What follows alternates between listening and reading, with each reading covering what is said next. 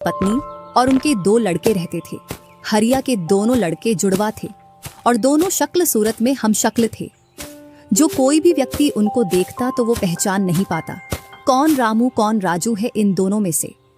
एक शाम हरिया अपनी पत्नी से बोलता है, अब तो बुढ़ापा आ गया और अब पहले जैसे हाथ पैर भी नहीं चलते। हाँ, अब आपकी और मेरी उम्र हो गई है। अब मुझसे भी घर का काम नहीं होता। क्यों ना रामू और राजू के लिए सुंदर लड़कियां देखकर उनकी शादी कर दी जाए। हाँ भाग्यवान, तू बोल तो सही रही है, लेकिन मुझे रामू की फिक्र है क्योंकि उसे काम में आलस आता है और वह कैसे अपना गुजारा कर पाएगा। बातें करते करते दोनों सो जाते हैं।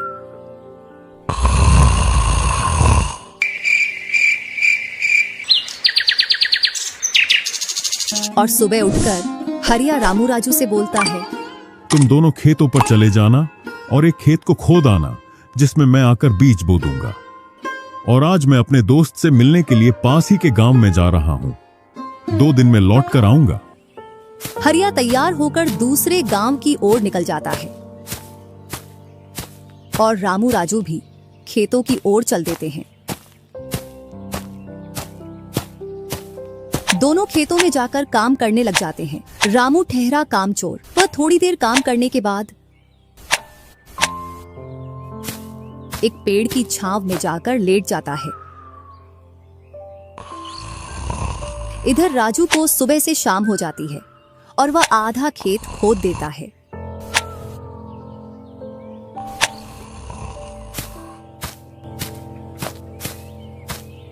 और हरिया भी अपने दोस्त के पास पहुंच जाता है। अरे भाई हरिया, कैसे आना हुआ? तुझसे मिलने की इच्छा हुई तो मिलने आ गया। चल अच्छा है, पहले भोजन करते हैं, इसके बाद गप्पे लड़ाएंगे। दोनों साथ में भोजन करते हैं। हाँ भाई हरिया, सुना सब कुशल मंगल? हाँ भाई, सब कुछ कुशल मंगल है। अब तो तेरे दोनों लड़के शादी के लायक हो गए होंगे। हाँ, दोनों शादी के लायक हो गए हैं और खासकर मैं तेरे पास इसीलिए आया हूं कि कहीं दोनों लड़कों के लिए लड़कियां देख आऊं। वैसे अपनी भी 2 बेटी हैं और दोनों खूब होशियार और चंचल है। अब दोनों की भी उम्र शादी के लायक हो गई है। अगर तुझे कोई एतराज ना हो तो क्यों ना इस दोस्ती को रिश्तेदारी में बदल दी जाए। इतना सुन हरिया बड़ा खुश होता है। जब वह दोनों लड़कियों को देखता है तो दोनों बहुत ही सुंदर थीं।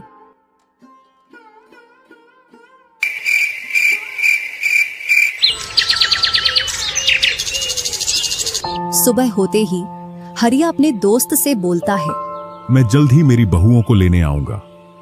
इतना बोलकर हरिया अपने गांव की ओर चल देता है। इधर रामू और राजू भी अपने खेतों पर काम करने के लिए आ जाते हैं और रामू पेड़ की छांव में जाकर सो जाता है। इधर राजू अपने काम में लगा रहता है।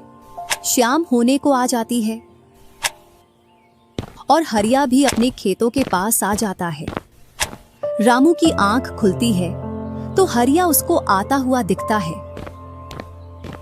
तो वह खेत में जाकर काम करने लग जाता है। चलो घर, अब शाम हो गई और खेत भी पूरा खुद गया है।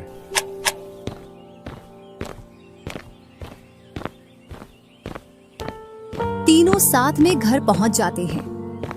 हरिया अपनी पत्नी और दोनों लड़कों को बताता है कि वह इन दोनों की सगाई पक्की कराया हूं।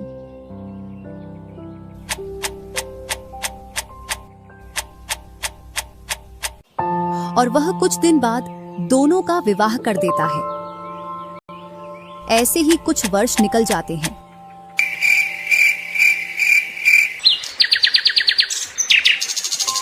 हरिया और उसकी पत्नी का स्वर्गवास हो जाता है और दोनों भाई जमीन और घर का बंटवारा कर लेते हैं। रामू अपने आलसी पने की वजह से खेतों में काम करने नहीं जाता और दिन भर घर में ही पड़ा रहता। इधर राजू अपने खेतों में दिन रात मेहनत करता है, जिससे रामू और राजू की फसलों में अंतर स्पष्ट दिखाई देता है। एक दिन रामू राजू से बोलता है, तूने अच्छा खेत रख लिया और मुझे यह खराब खेत दे दिया, जिससे तेरी फसल अच्छी हो रही है और मेरी फसल कमजोर। कोई ना, अगली फसल पर खेत बदल लेंगे।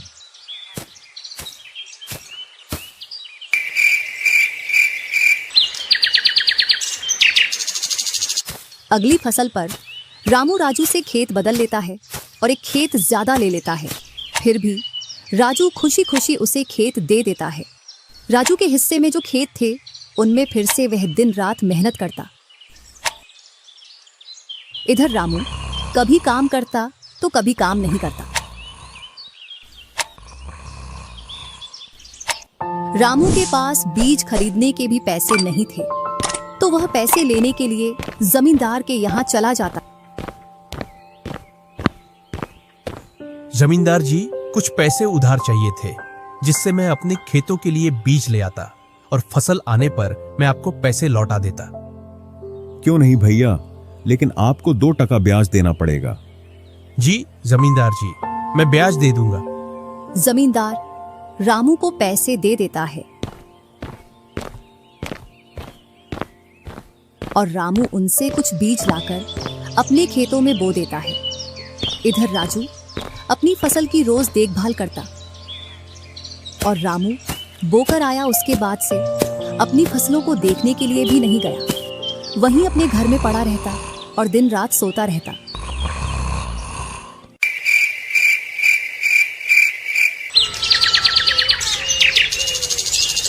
एक दिन जब फसल पकने का समय आया तो वह अपनी फसल देखने के लिए खेतों पर गया और फसल देखकर बोला, अरे इतनी कमजोर फसल! मैंने खेत बदल लिया, फिर भी लगता है मेरी ही किस्मत खराब है। जो भी जमीन में लेता हूँ उसमें अच्छी फसल होती ही नहीं है। ऐसे कहते हुए वह अपने घर आ जाता है और अपनी पत्नी से बोलता है, राजू की फसल तो अच्छी है, बस हमारी फसल ही कमजोर है। ऐसा कैसे हो सकता है? ऐसा तो होगा ही। दिन रात जो घर में पड़े रहते हो और खेतों में समय समय पर दवाई पानी नहीं दोगे तो फसल ऐसी कमजोर रहेगी। फिर बोलते हो किस्मत खराब है। किस्मत नहीं, मेहनत करनी पड़ती है। चल चल, मेरे को मत सिखा। अगर किस्मत ना हो तो कुछ भी नहीं होता। अगर मेहनत से कोई बड़ा बनता तो सबसे पहले गधा बड़ा बनता, क्योंकि उसके बराबर कोई मेहनत नहीं करता। और जो मजा जिंदगी में सोने में है वह मजा और किसी चीज में नहीं। बस इनको तो सुला दो, सोने के अलावा और कोई काम ही नहीं है।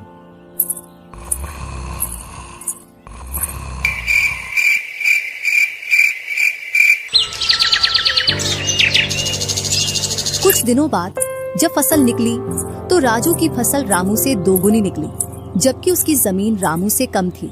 रामू फसल को देखकर बोलता है, इस फसल को बेच कर आऊं या खाने के लिए रखूं?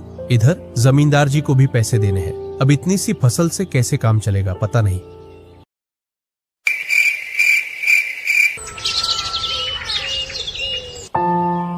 एक दोपहर रामू सो रहा था, तभी उसका गेट किसी ने खटखटाया। पता नहीं कौन भरी दोपहर में नींद खराब करने के लिए आ गया। जैसे ही वह गेट खोलता है तो सामने जमींदार खड़ा दिखता है। क्या यह रामू का घर है? रामू ने सोचा, क्यों ना मैं इसे राजू के घर पहुंचा दूं। यह मुझे पहचान भी नहीं पाया।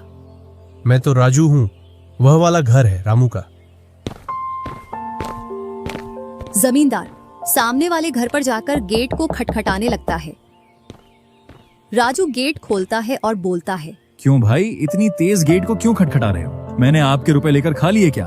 हाँ भैया रामू, तुमने मेरे जो पैसे लिए थे उन्हीं को लेने के लिए आया हूँ। तुमने बोला था फसल आने पर पैसा लौटा देंगे, जो तुमने अभी तक नहीं लौटाया। क्या जमींदार जी, आप भी दोपहर में नशा करके आ गए? मैंने कब आपसे पैसे उधार लिए? क्या तुम ही रामू हो? नहीं, मैं तो राजू हूँ। रामू तो सामने वाले घर में रहता है।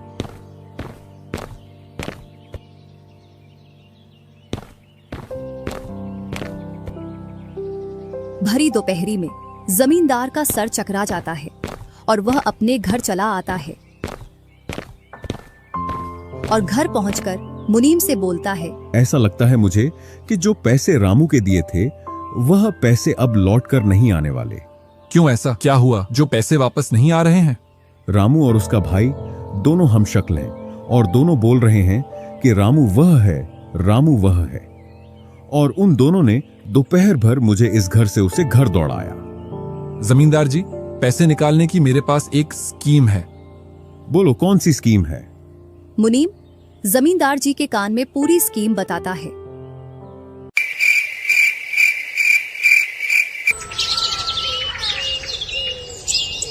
दूसरी सुबह जमींदार, मुनीम और 2 आदमी जिनके हाथ में लाठी थी, चारों लोग रामू के घर की ओर चलते हैं।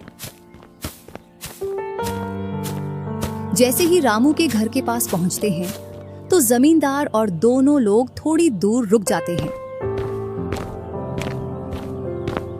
अरे रामू भैया, बाहर निकलो, मैं पास ही के गांव से आया हूँ। जरूर जमींदार होगा, मैं आज गेट खोलूंगा ही नहीं। मैं तुम्हारी ससुराल से आया हूँ। तुम्हारे ससुर साहब ने तुम्हारे लिए कुछ रुपए और कुछ आभूषण भेजे हैं, क्योंकि बुढ़ापे की वजह से उनसे यहाँ तक आने की नहीं बन पा रही थी, इस वजह से उन्होंने मुझे भेजा है। इतना सुन रामू के मन में लालच आ जाता है और वे फटाक से गेट खोल देता है। कहाँ है पैसे और धन? क्या तुम्हारा ही नाम रामू है? हाँ, मेरा ही नाम रामू है। कहाँ है धन? यही पास में रखा है, चलो दोनों उठा लाते हैं। वह मुनीम के साथ चल देता। थोड़ी दूर चलने के बाद मुनीम जमींदार जी को बुला लेता है। जमींदार और दोनों लोग रामू के पास आ जाते हैं। लाओ मेरे पैसे लौटाओ, ब्याज समेत। मैंने आपसे पैसे नहीं लिए। ये ऐसे नहीं मानेगा। अब तुम दोनों के हवाले करता हूं, तुम चाहे जैसे इससे पैसे निकालो। और दोनों आदमी रामू को लठ से मारते हैं। रामू चिल्लाता हुआ, अरे भाई रुको, अरे भाई रुको, मत मारो, अरे भाई रुको, मत मारो। इधर वह दोनों रामू में दे लठ लठ बरसा रहे थे। तभी राजू गेट खोलकर देखता है तो रामू पर कुछ लोग लठ से वार कर रहे थे। तो वह दौड़कर उनके पास आता है और बोलता है, अरे भाई रुको। इस रामू ने आज से 5 महीने पहले मुझसे पैसे लिए थे। जब लौटाने की बारी आई तो बहाने कर रहा था। कितने पैसे हैं? 2000। रुको मैं लाता हूँ।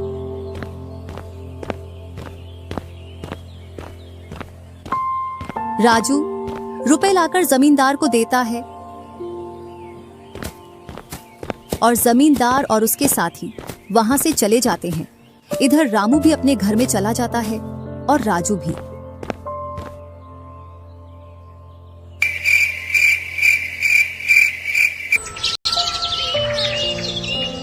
कुछ दिनों बाद दोनों भाई अपना अपना खेत खोदने के लिए खेतों पर पहुंच जाते हैं। इधर खेत खोदते खोदते राजू दौड़ते हुए रामू के पास आता है और बोलता है, देखो मुझे खेत में क्या मिला है। राजू के हाथ में हीरा देखकर रामू के मन में लालच आ जाता है और वह मन ही मन सोचता है, इसके खेत में तो और भी हीरा हो सकते हैं। क्यों ना मैं इसको मेरा वाला खेत दे दूं और इसका खेत में रख लूं, जिससे मेरे पास भी बहुत सारे हीरे हो जाएंगे। मैं क्या बोल रहा था, क्यों ना तू मेरे वाले खेत पर फसल कर ले और मैं तेरे वाले पर। इतने दिनों से तू कम जगह पर कर रहा था। और रामू राजू वाले हिस्से को खोदने लग जाता है।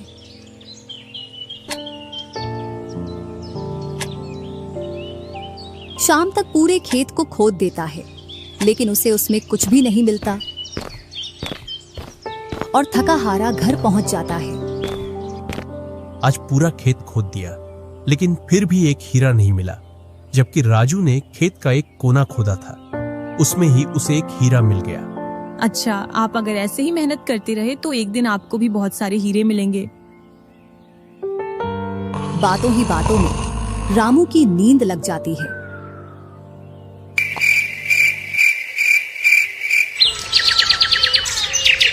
और जब सुबह होती है तब वह बोलता है, आज जैसी नींद मुझे कभी नहीं आई। हाँ, अगर तुम ऐसे ही मेहनत करते रहे तो आपको रोज ऐसी नींद आएगी। और रामू उसे वर्ष राजू की तरह अपने खेतों में मेहनत करता है और दोनों की फसलें बराबर निकलती हैं, जिससे रामू के चेहरे पर अलग ही चमक दिखती है। एक दिन चारों लोग साथ में बैठकर खाना खा रहे थे। क्या सच में उस दिन खेत में से हीरा निकला था? हाँ भैया, निकला था ना। जो आज आपके घर में उसकी वजह से कई सारे हीरे रखे हैं। इतने में ही रामू की पत्नी बोलती है, वह तो नकली था, आपसे काम करवाने के लिए। इसी प्रकार बातें करते करते चारों लोग अपने अपने घरों में जाकर सो जाते हैं।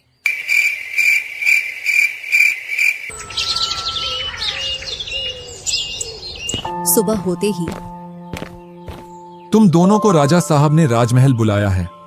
वह दोनों भाई सेनापति के साथ चल देते हैं। अब पता नहीं कौन सी आपदा आ गई। कुछ नहीं, कुछ अच्छा काम होगा, तभी तो हमें बुलाया है। दोनों राजा के पास पहुंच जाते हैं। हमने सुना है इस वर्ष तुम्हारी फसल सबसे अच्छी निकली है और आपने इस बार सबसे ज्यादा राजकोष में कर दिया है। इसी का आप दोनों को इनाम दिया जाता है। दोनों भाइयों को आपके गांव में इनाम के रूप में दुगनी जमीन दी जाती है।